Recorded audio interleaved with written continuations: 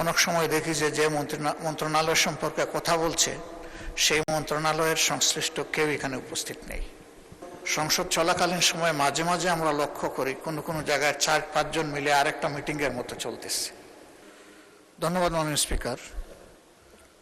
সংসদটা আমাদের কাছে জাতির আমানত এবং প্রথম দিক থেকেই আপনি আহ্বান জানিয়ে এসছেন সবাই যেন পার্টিসিপেশন করে এই সংসদটাকে প্রাণবন্ত রাখি। দুটা জিনিস এখানে লক্ষণীয়, যেটা সংসদের মেজাজের সাথে যায় কিনা আপনি সিদ্ধান্ত দেবেন। একটা হলো যে গুরুত্বপূর্ণ ব্যক্তিরা সংসদ সদস্যদের কথাগুলা যাদের নিজের কানে সরাসরি শোনা দরকার, মন্ত্রিপরিষদের সম্মানিত সদস্যবৃন্দ, অনেক সময় দেখি যে মন্ত্রণালয় সম্পর্কে কথা বলছে সেই মন্ত্রণালয়ের সংশ্লিষ্ট কেউ এখানে উপস্থিত নেই। তো এই যে অনুপস্থিতির একটা ব্যাপার, বিশেষ করে সিনিয়র লিডারদের, এইটা আমাদেরকে আহত করে।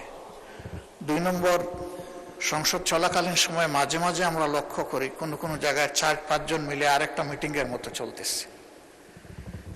একদিকে সংসদে গুরুত্বপূর্ণ আলোচনা হচ্ছে, আপনি নিজে অ্যাটেনশন দিচ্ছেন, আমরা বুঝার শোনার চেষ্টা করতেছি, আবার ওইদিকে এগুলোও চলতেছে। এগুলাতে সংসদের ডিসেন্সি যেমন নষ্ট হয়, তেমনি আমরা যারা সংসদকে অনুসরণ করার চেষ্টা করি আমাদের মনোযোগও নষ্ট হয়। এই বিষয়ে আপনি কিছু বলবেন কিনা, কোনো উদ্যোগ নেবেন কিনা? ধন্যবাদ মাননীয় স্পিকার। ধন্যবাদ বিরোধী দলীয় নেতা। তার উত্থাপিত প্রথম প্রশ্নটি অত্যন্ত গুরুত্বপূর্ণ। বাজেট অধিবেশন চলছে, গুরুত্বপূর্ণ মন্ত্রী, বিশেষ করে যাদের সম্পর্কে এলাকার দাবি দাওয়া নিয়ে মাননীয় সদস্যগণ বক্তব্য রাখেন, যেমন হাসপাতালের কারণে, হাসপাতালের অব্যবস্থার কারণে স্বাস্থ্যমন্ত্রীকে তারা অনেক কিছু বলেন, আইন শৃঙ্খলা প্রশ্নে স্বরাষ্ট্রমন্ত্রীকেও কিছু বলেন, এবং এলজিআরডি মন্ত্রী অবশ্যই এখানে থাকেন, তার ব্যাপারে সবসময় তারা দেয়। তবে কালকে এই প্রশ্নটি আলোচিত হয়েছিল এবং মাননীয় চিফ হুইপ বলেছিলেন যে তারা রাষ্ট্রীয় কাজে ব্যস্ত।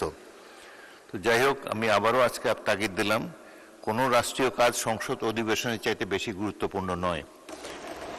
সকল রাষ্ট্রীয় কর্মকাণ্ডের মধ্যে সংসদ অধিবেশন সবচাইতে বেশি গুরুত্ব পায়, and it takes precedence over any other business of the state.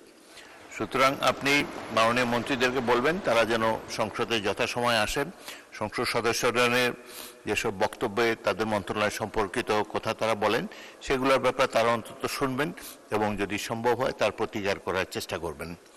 দ্বিতীয়ত, বিরোধী দলের নেতা যেটি বলেছেন, আমি মাঝে মাঝে দেখি সংসদের ছোট ছোট গ্রুপে কথাবার্তা চলে, ফ্লোর ক্রসিংও 2-1বার দেখেছি, সেগুলো আমি সাথে সাথে পয়েন্ট আউট করেছি।